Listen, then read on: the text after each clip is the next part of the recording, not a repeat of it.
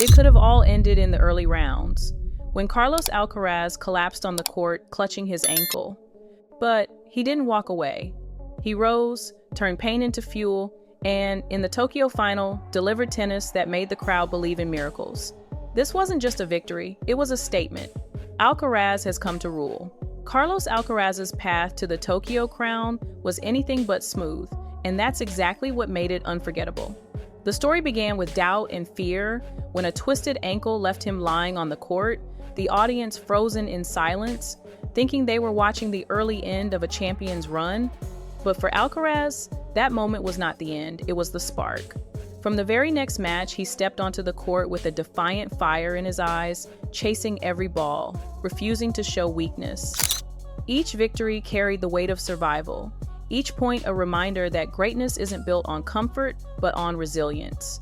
By the time he reached the final against Taylor Fritz, the narrative had shifted. Fritz had recently beaten him at the Laver Cup and looked ready to repeat history. The American entered confident, sharp, and dangerous, determined to spoil the Spanish prodigy's resurgence. Yet, Alcaraz embraced the pressure. He didn't just play tennis, he commanded the stage, drawing energy from every gasp in the stands.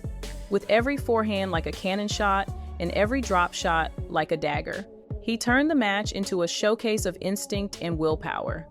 Fritz pushed, but Carlos pushed harder, sending a message to the entire tennis world. Nothing can keep him down. The opening set against Fritz was pure tension, a test of nerves as much as skill. Both players went blow for blow, trading winners and refusing to give an inch. For long stretches, it felt like one mistake could tilt the balance. Alcaraz stayed patient, waiting for the crack to appear.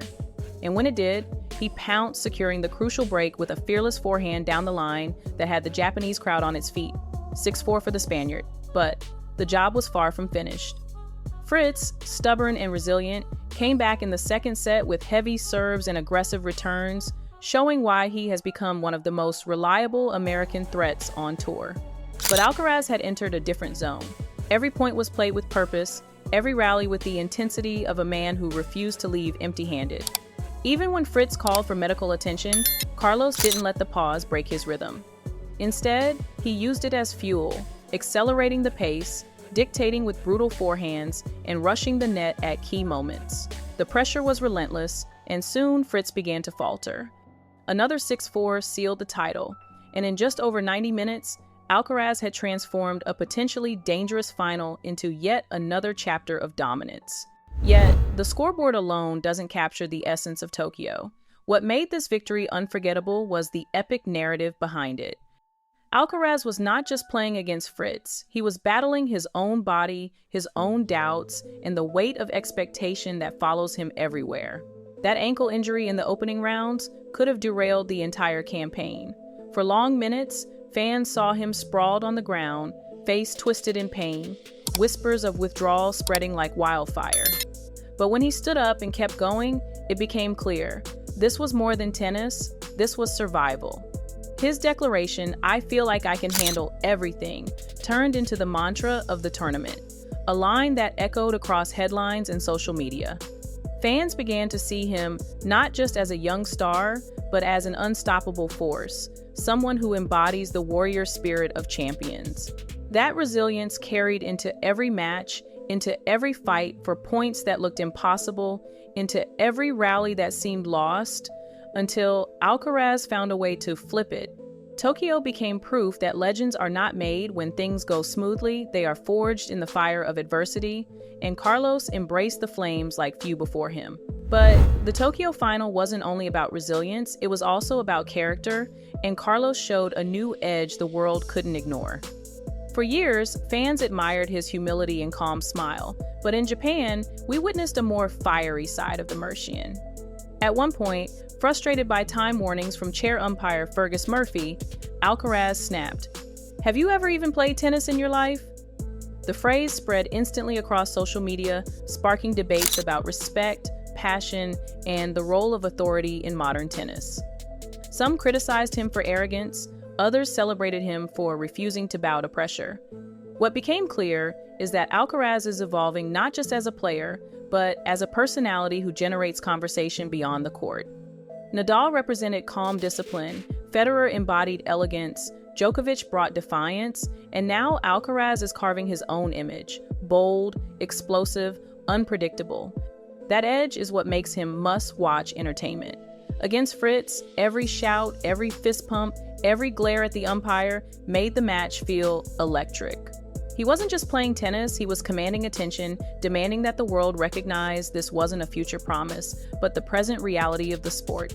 What truly separates Carlos Alcaraz in 2025 is not only his talent, but his transformation into a relentless competitor.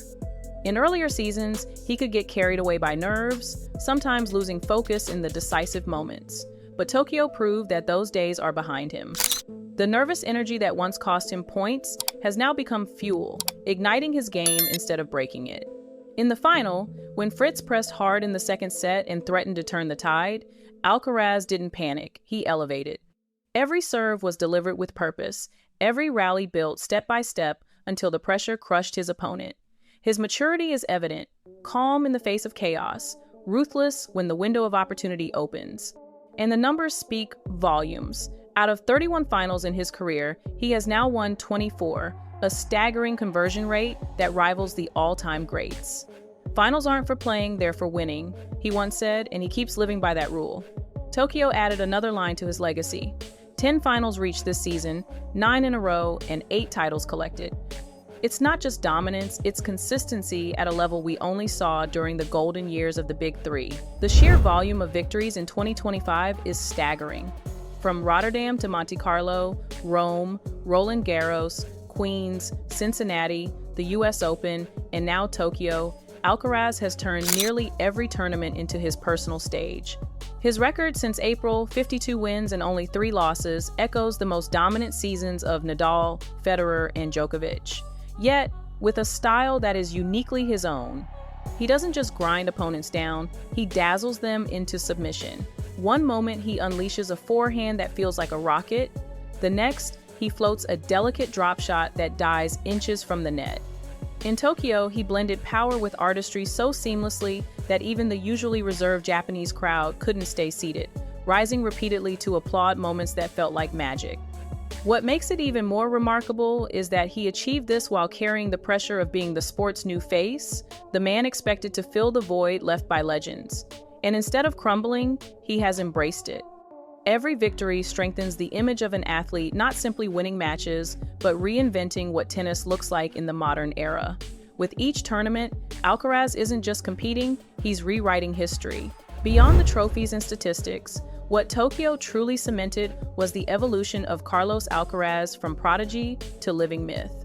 Just a few years ago, he was the fearless teenager shocking veterans with raw talent. Now, at only 22, he's a machine of consistency, a player who shows up to every tournament not as an underdog, but as the man to beat. That shift is what terrifies his rivals. Against Fritz, it wasn't only about revenge for the Laver Cup, it was about making a statement. You may beat me once, but never twice. And he delivered that message with authority, closing out the final in just 93 minutes of controlled brilliance. The win also placed him alongside the great Spanish champions who lifted titles in Tokyo before him, names like Manolo Orantes, David Ferrer, and Rafa Nadal. But unlike them, Carlos did it on his very first attempt, overcoming injury, pressure, and fatigue to leave his mark. For fans, the memory isn't just of a trophy ceremony, it's of a young man limping, rising, and conquering in the same week. That image resonates because it reflects not just skill, but heart. And heart is what transforms great players into legends. Of course, no story about Alcaraz is complete without acknowledging the team behind him. His coach, Juan Carlos Ferrero, continues to shape his game with the demanding standards of a former world number 1, insisting that Carlos strive to be a 10 out of 10 in every area. His physiotherapist, Juanjo Moreno, played a vital role in Tokyo, working behind the scenes to keep that injured ankle stable enough to withstand the grind of consecutive matches. This invisible support system is part of the formula that makes Alcaraz so unstoppable. Talent, resilience, and preparation all fuse together. Off the court, controversy follows him too, criticism of his lifestyle, questions about focus, comparisons to Nadal that never seem to end. Yet Carlos doesn't shy away. He faces every debate with the same energy he brings to a rally, knowing that attention is the price of greatness. And as he continues to stack titles, he is no longer defined by potential but by results. The boy wonder has become the sport's fiercest competitor, and Tokyo was the ultimate proof. Whether it's injury, pressure, or public scrutiny, nothing can keep him from rewriting tennis history.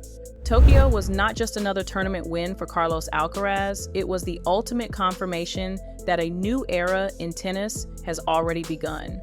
The twisted ankle that should have ended his run became the symbol of his resilience. The fiery argument with the umpire revealed a sharper edge to his personality, and the straight sets victory over Taylor Fritz showed a maturity that transforms talent into legacy. At just 22 years old, he has already reached numbers that once seemed reserved only for Nadal, Federer, and Djokovic.